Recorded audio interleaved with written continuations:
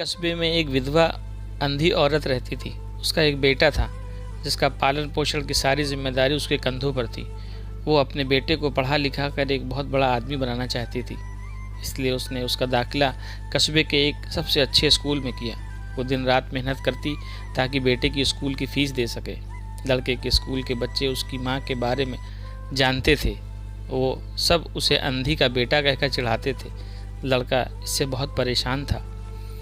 उसे अपनी माँ पर शर्म आने लगी थी। वो उनके साथ कहीं भी जाने में कतराने लगा था। जब लड़का बड़ा हुआ तो उसकी शहर में नौकरी लग गई।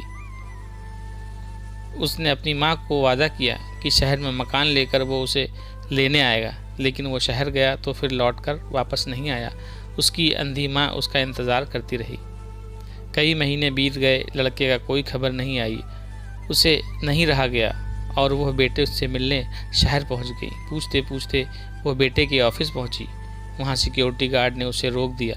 अंधी औरत ने गार्ड को अपने बेटे का नाम बताया और बोली कि उसे जाकर कह दो कि गांव से कोई मिलने आया है।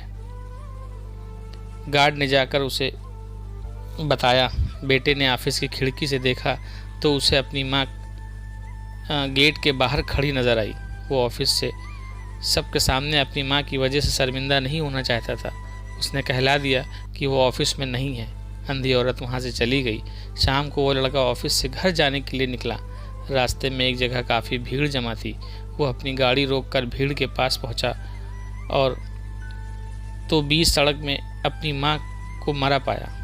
उसके हाथ में एक चिट्ठी थी जिसमें लिखा था, बेटा बड़े दिन हो गए थे, तेरी कोई खबर नहीं मिली। चिंता हो रही थी इसलिए तुझसे मिलने चली आई।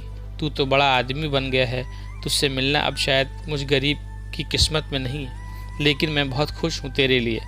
तूने अपना ही नहीं मेरा सपना भी पूरा किया। मलाल है कि तेरी तरक्की देख ना सकी। काश बचपन में तेरी आंखों में सरिया ना घुसा होता और मुझे तुम्हें अपनी आंख न देनी पड़ती, तो तेरी तरक्की अपनी आंखों से देखकर सुकून से मरती। तेरी अंधी माँ। ये पढ़कर लड़का फूट फूट कर रोने लगा। जिस अंधी माँ पर उसे शर्म आती थी, उसने उसके लिए कितना बड़ा बलिदान दिया था। वह आत्मगलीन से भर उठा और ज़िंदगी भर खुद को माफ़ नहीं कर पाया। दोस्तों, माता पिता अपने बच्चों के लिए अपना सब कुछ न्यौछावर कर देते हैं। उनका हमेशा सम्मान करना।